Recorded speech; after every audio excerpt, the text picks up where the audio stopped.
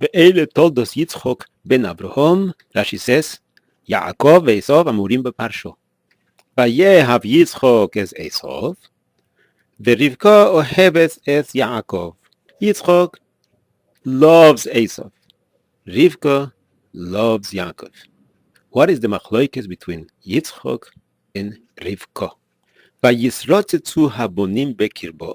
Rashi says, מתרוצצים זה עם זה, ומריבים בנחלת שני עולמות. There was a dispute of the two worlds, עולם הזה ועולם הבא. Yitzchak wants to give a bracha to his favorite son Esau, and Rivka wants to make sure that her favorite son Yaakov gets that bracha.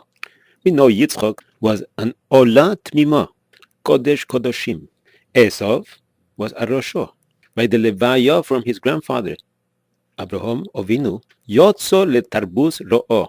So what is in Esau that Yitzchak saw with his Ruach HaKodesh? Vayehav Yitzchak es Esau, kitzayid bepiv. Rashi brings a midrash, shehoyo tzod oso umarmeho bedevorov. He used to ask his father, Ketzat me'asrin es hateven. How do you give maaser with teven? How do you give maaser with straw? And not only that, but Yitzchak sees great things coming out of Esau. Vayehav Yitzchak es Esau, kitzayid bepiv, when he asked him such questions. How is that possible? The Arizal says a very interesting yesod. We know that out of Esau came out one of the greatest Tanoim, Rabbi Akiva ben Yosef ben Gerim. When he was married, he was very poor. He didn't have a proper bed. Eliyahu came disguised like a poor person, and he asks from Rabbi Akiva, can you lend me a little bit of your bed, which is made out of straw, so my wife should be able to use for her child that was just born, and we don't even have straw for the crib. Rabbi Akiva gave out of his straw bed, and that was a tzedakah with straw.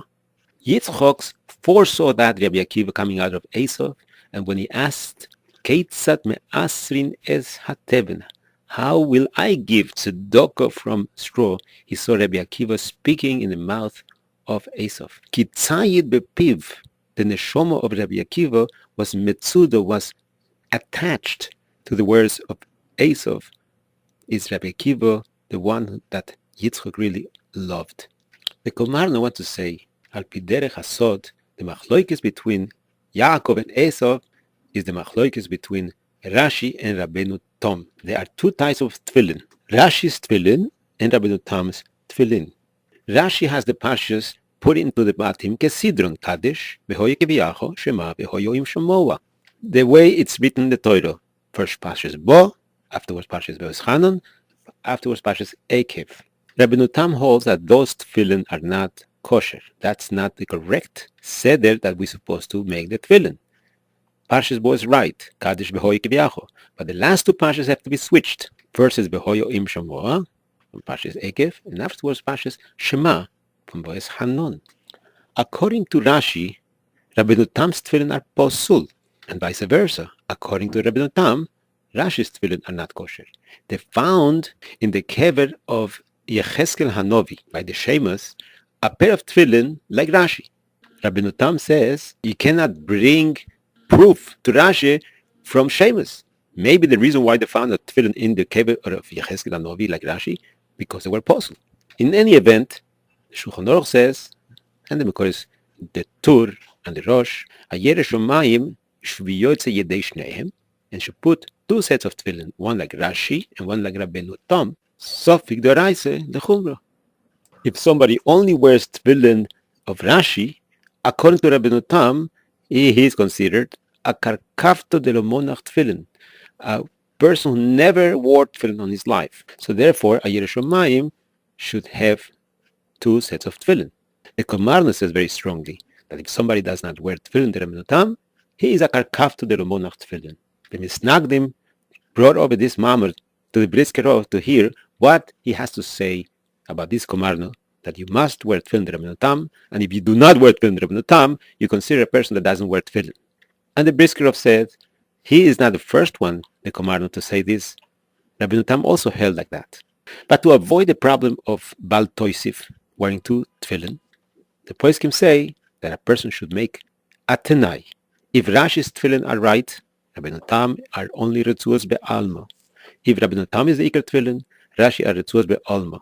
Only one of them is a real tefillin.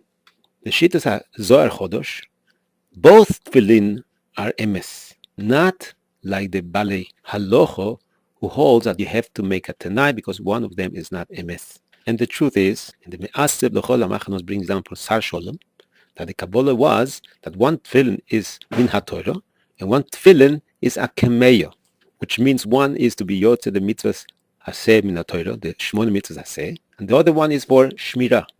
And it's merumas in the Gemara. The Gemara says, ose odom kemeya kemin tefillin. The Gemara in Sof Eruvin.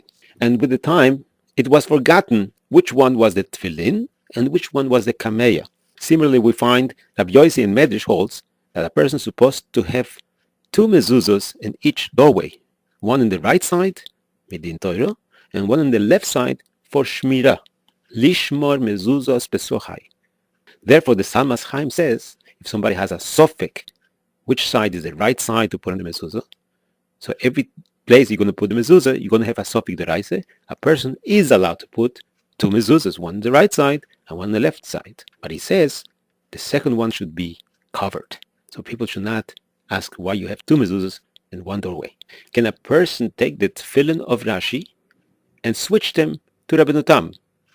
Can a person take a retzuah of Rashi and put it in a tefillin the Rabenu Tam? Will be a machlokes between the mekubolim and the poskim. If you hold Rashi is a vadai, because Rav poskim take like Rashi, and Rabenu Tam is only a sofek, then you cannot put tefillin of Rashi into a tefillin which is only a sofek if it's kosher or not. That is considered hoirodo mikdusho. You're taking down something from a holy to something which is not so holy, maybe even chol. But from Rabenu Tam to Rashi, it's no problem, because Rabenu Tam is only a sofek and Rashi is a badai. You may use the retzuos of Rabenu Tam to put on tefillin of Rashi. Ma'alin bakodesh, Rabenu Tam has less kedusha than Rashi. That is according to the poskim that say Rabenu Tam is a sofik, and only a miut of the poskim hold like Rabenu Tam. But according to the mekubolim, the Zohar Chodosh, Rabenu Tam is not a sofek. In fact, Rabenu Tam is even higher in kedusha than the tefillin of Rashi.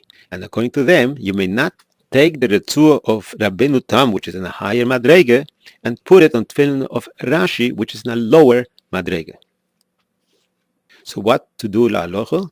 Since we have a machlokes and it's a sofik horodom kedusha, a person should try not to switch any retzuah of Rashi to Rabenu Tam, the same thing from Rabenu Tam to Rashi. There are two types of madregas. One is called chochma and one is called bino.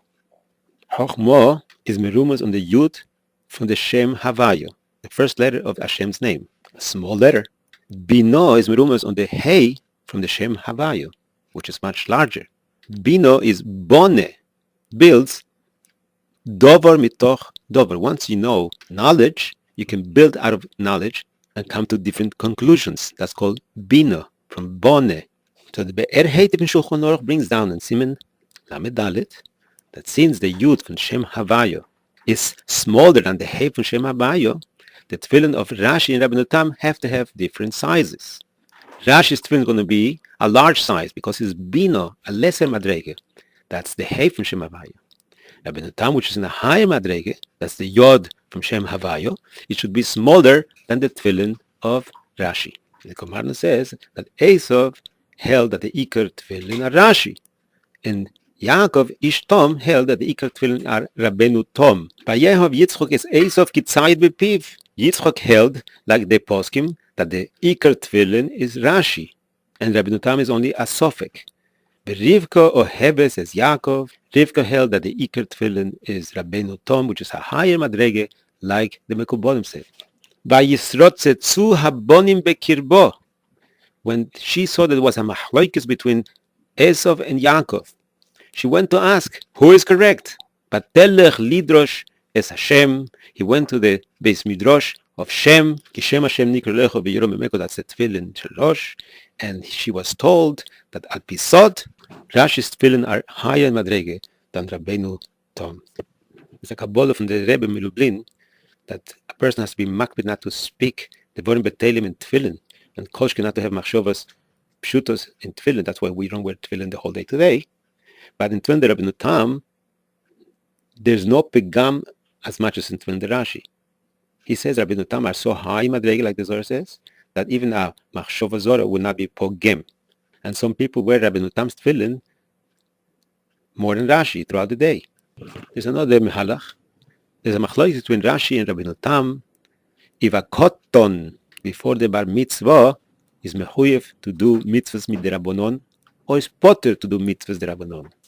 The mitzvahs chinuch is on the father or on the son. Rashi's shita is the mitzvahs chinuch is on the father, and the son does not do any mitzvah whatsoever. Therefore, according to Rashi, the son cannot be motzi his father with a mitzvah derabonon. Rabenu Tam argues with his grandfather Rashi, and he holds when a koton does a mitzvah, he is mekayim a mitzvah miderabonon. Memeilo, he could be motzi his father with a mitzvah derabonon. Aber mitzvah bocher, by first aliyah, the father makes a broch borach shepטרני me'onsho shelo zeh. And there's a machlokes apoiskim. What is the meaning of borach shepטרני me'onsho shelo zeh? Which oynish is the same shepטרני? The oynish of the father or the oynish of the son? In Vedorash Bechokarto wants to say that this is the machlokes between Rashi and Rabenu Tam. Rashi's shita is that the koton doesn't perform any mitzvahs. The mitzvah is for the father to be mehanech his son. If the father does not do the chinuch like supposed to be, there's an onesh to the son. He inherits his father's avera. So the koton actually is making the broch of borach shepטרני me'onsho shelo zeh, and the father is moitzeh him with the broch. Rabenu Tam, on the other hand, holds that the koton is mekayim mitzvahs, and if he's not mekayim the mitzvahs, he gets an onesh. And who gets punished? The father, for not being mechanech his son correctly. So the father makes the broch of borach shepטרני me'onsho shelo zeh. This is the machlokes between Yitzchak and Rivka. Yitzchak held, like Shitas Rashi, the koton has no mitzvahs. Esav is not mekayim any mitzvah. The mitzvah is on the father to be mechanech his son. So he was trying to be mekarev Esav to be mekayim the mitzvahs chinuch. Rivka held, like Rabenu Tam, Ya'akov Hishtam, Yosef Oholim, that there is a mitzvah chinuch on the son gets a mitzvah, and the borach shepטרני does the father on the son. And the Midrash learns this bracha from today's parasha. A quick remez: Misheberach Avosenu Avraham, Yitzchak, Ya'akov is begematria Baruch shepטרני me'onsho shelo zeh.